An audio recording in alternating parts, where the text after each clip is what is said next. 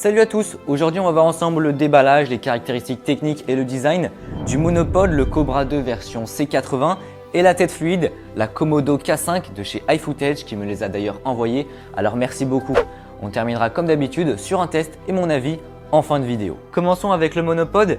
Ici j'ai le Cobra 2 version C80, C veut dire carbone et 180 veut dire 180 cm de longueur. Il existe bien sûr différents modèles bien moins chers puisqu'ici on est sur le plus haut de gamme de cette version. 190 €, c'est le prix de ce monopod. Il sera livré dans cette belle pochette de transport. Non, franchement c'est propre. On va retrouver une bandoulière à l'arrière et deux petites poignées sur l'avant, ainsi qu'une petite fermeture éclair qui va sur toute la longueur et qui pour le coup a l'air vraiment bien robuste vu la taille.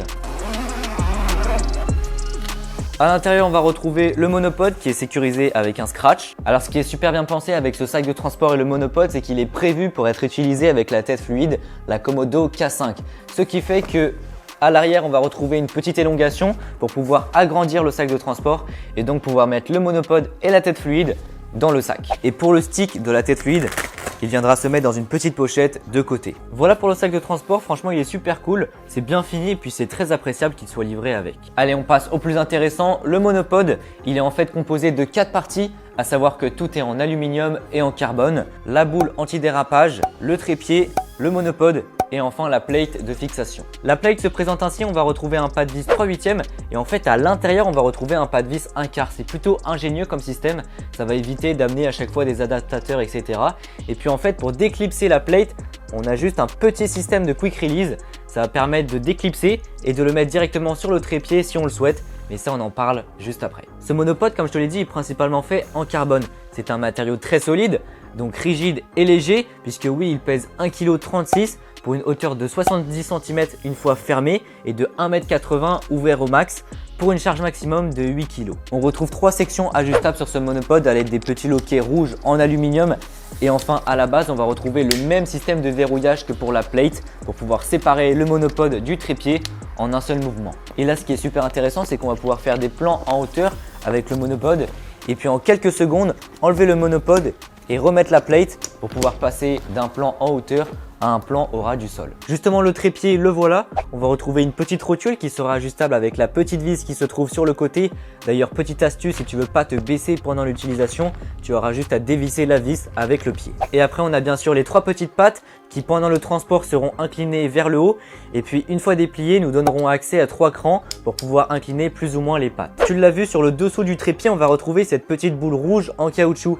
Elle va nous permettre d'avoir plus d'adhérence si on ne déplie pas les petites pattes et si jamais on n'utilise pas le trépied, on va pouvoir dévisser cette petite boule rouge pour pouvoir la visser directement sur le dessous du monopod. Voilà pour ce monopod, on passe maintenant à la tête fluide, la Komodo K5. On va retrouver 3 parties sur cette tête, sachant que le tout est en aluminium pour un poids de 760 g.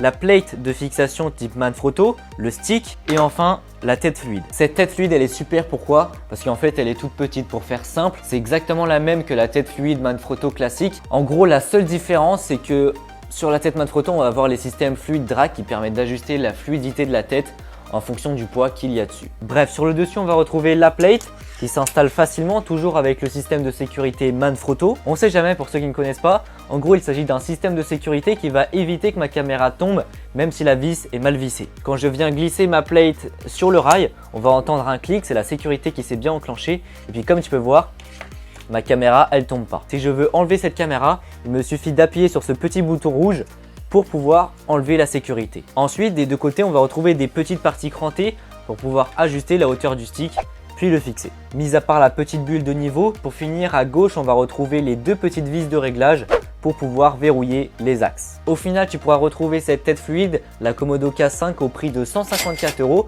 On passe maintenant sur le terrain pour voir ce que ça donne. Le gros avantage de ce monopod c'est que comme tu peux le voir il est ultra compact et rapide à mettre en place.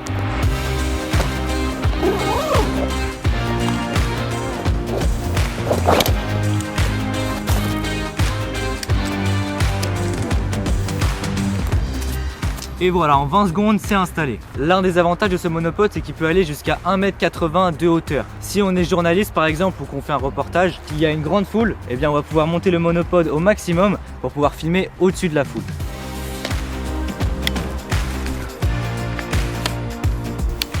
Et voilà, 1,80 m de hauteur. Alors effectivement on aura beaucoup moins de stabilité qu'avec un vrai trépied. Donc c'est pour ça qu'on doit toujours rester à côté parce que sinon il y a un risque que le monopode il tombe.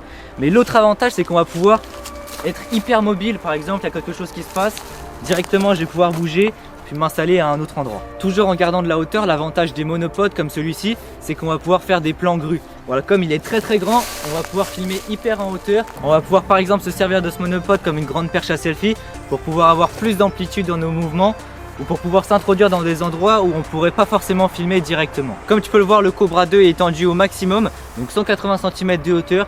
Ici j'ai le Ronin SC 2 et avec le Sony A7 II avec une batterie externe. Donc là on a environ 3 kg au bout et puis on va voir ce que ça donne au niveau de la rigidité.